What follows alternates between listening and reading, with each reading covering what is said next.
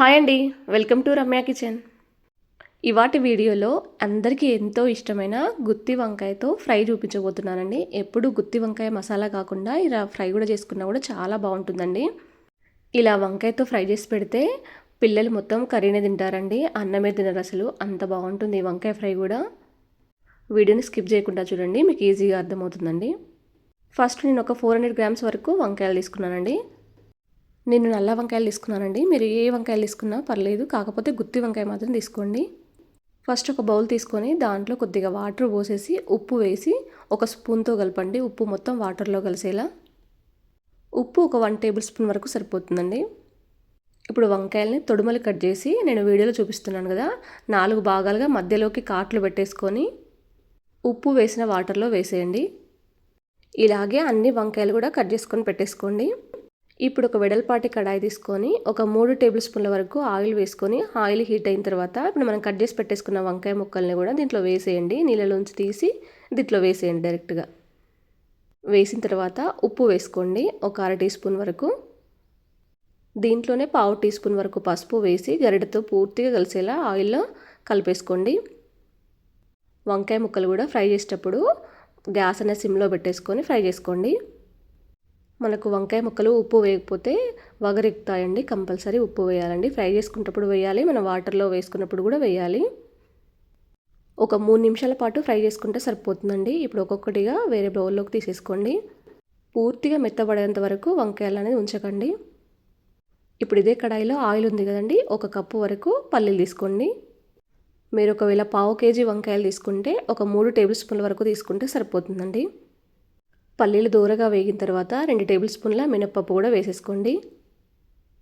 దీంట్లోకి మినపప్పు కూడా చాలా బాగుంటుందండి. ఒక 2 టేబుల్ స్పూన్ల వరకు శనగపప్పు వేసుకోండి. ఇప్పుడు గ్యాస్ అనేది మీడియం టు హై ఫ్లేమ్లో పెట్టేసుకొని వీటిని మంచిగా వేయించుకోండి. మంచి స్మెల్ అనేది కూడా రావాలండి మనకు వేయించుతుంటే. మనకు మినపప్పు నూనెలో వేగితే మంచి స్మెల్ వస్తుందండి. చూడండి, మీకు వీడియోలో కనిపిస్తుంది కదా, ఆ విధంగా వేయించుకున్న తర్వాత 2 టేబుల్ స్పూన్ల నువ్వులు కూడా వేసుకోండి. నేను తెల్ల నువ్వులు వేసుకుంటున్నానండి. నువ్వులు కూడా ఈ కర్రీలోకి చాలా బాగుంటాయండి. నువ్వులు వేసిన తర్వాత గ్యాస్ అన్న సిమ్లో పెట్టేసుకొని వేయించుకోండి, లేదంటే నువ్వులు ఈజీగా మాడిపోతాయండి. అప్పుడు కర్రీ టేస్ట్ అనేది బాగుండదు. అలాగే 1 టేబుల్ స్పూన్ వరకు ఆవాలు వేసుకోండి. దీంట్లోకి ఆవాలు కూడా బాగుంటాయండి. ఒక 1/2 టీ స్పూన్ వరకు మెంతులు వేసుకోండి. మెంతులు అనేది పూర్తిగా ఆప్షనల్ అండి. మెంతులు అనేది కంపల్సరీగా వేగాలి, వేగితేనే టేస్ట్ అనేది వస్తుందండి. మీకు నచ్చపోతే స్కిప్ చేయొచ్చండి. అలాగే 1 టేబుల్ స్పూన్ జీలకర్ర కూడా వేసుకోండి. దీంట్లోనే జీలకర్ర వేగిన తర్వాత ఒక 6 వరకు ఎండుమిర్చి వేసుకోండి. దీంట్లోకి కారం ఎక్కువగా ఉంటే కొంచెం తక్కువగా వేసుకోండి. మీడియం ఫ్లేమ్లో పెట్టేసుకొని కొంచెం ఫ్రై చేసుకున్న తర్వాత ఒక 20 వరకు పొట్టు తీసిన వెల్లుల్లి రెబ్బలు దీంట్లో వేసుకోండి. ఇవి వేసిన తర్వాత పూర్తిగా గ్యాస్ అనేది ఆఫ్ చేసేయండి. ఆ వేడికి వెల్లుల్లి రెబ్బలు ఫ్రై అయిపోతాయండి. మరీ మెత్తగా ఫ్రై అయితే టేస్ట్ బాగుండదండి. ఇప్పుడు గ్యాస్ అనేది ఆఫ్ చేసి దించేసేయండి. పూర్తిగా చల్లారే వరకు కూడా పక్కన పెట్టేసి పూర్తిగా చల్లారిన తర్వాత మిక్సీ జార్ తీసేసుకోండి. మిక్సీ జార్లోకి కొద్దిగా వేసేసుకోండి. వేడిగా ఉన్నప్పుడు మిక్సీ పడితే అంత బాగా పట్టదండి, బరకగా వస్తుంది మనకు. అలాగే నిమ్మకాయ సైజంత చింతపండు కూడా మిక్సీ జార్లో వేసుకొని రుచికి సరిపడినంత ఉప్పు వేసుకోండి. నేనైతే ఒక 1 టేబుల్ స్పూన్ వరకు ఉప్పు వేసుకున్నానండి. మీరు తినే దాని తగ్గట్టు చూసి వేసుకోండి. చూడండి, ఈ విధంగా బరకగా పట్టుకోవాలండి. మధ్యలో ఆపుకుంటూ స్పూన్తో కలుపుకొని పట్టుకోవాలండి. లేదంటే మనకు పల్లీలు లాగానే పప్పులు లాగానే వస్తాయండి. అలాగే ఈ వంకాయ ఫ్రైలోకి మెత్తగా పట్టుకోవద్దండి, కొంచెం బరకగా ఉండాలి. అక్కడక్కడ కొంచెం పప్పులు తగులుతూ ఉండాలి.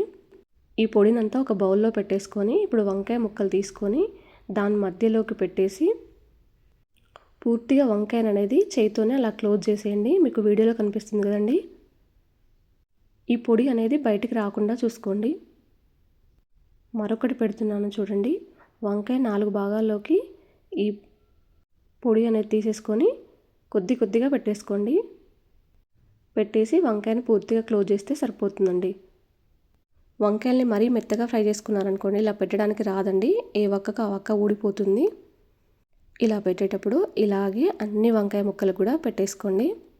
నేను ఇలా ఒక ప్లేట్లోకి పెట్టేసుకున్నానండి. ఈ మిగిలిన పొడిని కూడా ఇలాగే ఉంచండి. ఏం చేయాలని తర్వాత చెప్తానండి ఈ పొడిని. ఇప్పుడు అదే కడాయిలో మరి కొద్దిగా ఆయిల్ వేసుకోండి. మరీ ఎక్కువగా వేసుకోకండి. ఒక 1 టేబుల్ స్పూన్ 2 టేబుల్ స్పూన్లు సరిపోతాయండి. అలాగే 2 పచ్చిమిర్చి పొడుగ్గా కట్ చేసుకొని దీంట్లో వేసేసుకోండి. పచ్చిమిర్చి కొంచెం వేగనిచ్చిన తర్వాత ఒక 4 కరివేపాకు రెమ్మలు పోపులో వేసుకుంటున్నానండి నేను. కరివేపాకు రెమ్మలు మంచిగా వేగిన తర్వాత ఇప్పుడు పసుపు కానీ ఏమి వేయకుండా వంకాయ ముక్కలను దీంట్లో వేసేయండి.